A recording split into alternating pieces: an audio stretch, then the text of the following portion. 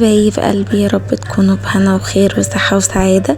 جيت لكم النهاردة فيديو جديد وروتين مشجع وحلو زيكم.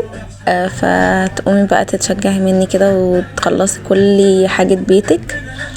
حبيت ان انا اعمل الفطار غير المعتاد، والواحد بقى بصراحة يعني بيحب ان هو يجدد كده ويغير في الاكل، وبالذات انا بصراحة يعني بزهق بسرعة. فكنت على طول بعمل اللي هو العادي، ان انا اعمل كوباية شاي بلبن، وان انا افطر اي حاجة من الفرن. بس حسيت ان انا خلاص زهقت بقى بصراحة، فبقيت بعمل حاجات كده تانية اغير يعني في الفطار. فعملت فول وحمرت بطاطس صوابع وكمان جبنة، والجبنة دي بجد يا بنات او يا جماعة كلكم جربوها، تحفة وطعمها كريمي وحلوة جدا. يعني المراعي بصراحة عاملة، حتى الشيدر بتاعها انا جربته جميل جدا، والرومي تحفة تحفة تحفة. يعني اللي عارف رودس وبيحب الطعم بتاع رودس دي احلى منها 200 مرة، مش 100 مرة. بس بعد كده فطرنا طبعا، واخدت دش انا واستاذة سيليا. وبعد كده حبيت ان انا بقى اشوف ايه اللي انا يعني ورايا.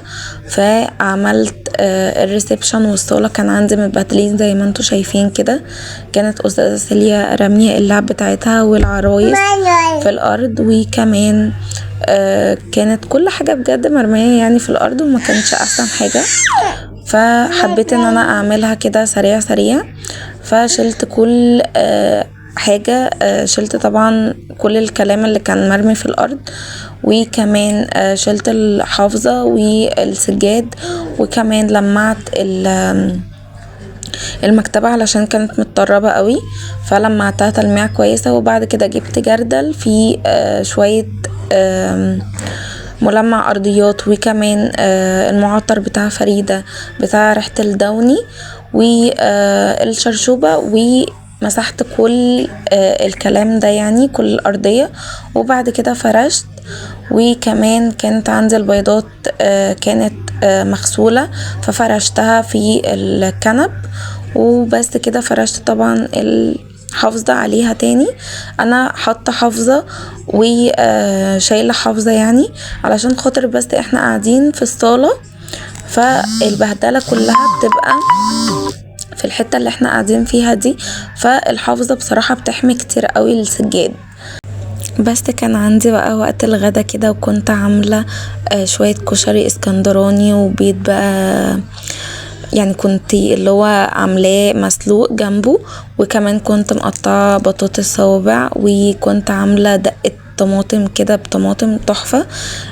للي حابب ان هو يعرف الوصفه بتاعت الكشري الاسكندراني قولولي في الكومنتات، وانا ان شاء الله هنزلها لكم. واللي لسه لحد دلوقتي ما اشتركش في القناه، ادخلي اشتركي في القناه وفعلي الجرس علشان يوصلك كل جديد، واكتبي لي كومنت حلو علشان انا بفرح بكل الكومنتات، ويدوسي لايك. وبس كده اكون نهيت الفيديو معاكم. هتوحشوني قوي الفيديو اللي جاي، ودمتم في رعاية الله، والسلام عليكم ورحمة الله وبركاته يا احلى متابعين في الدنيا.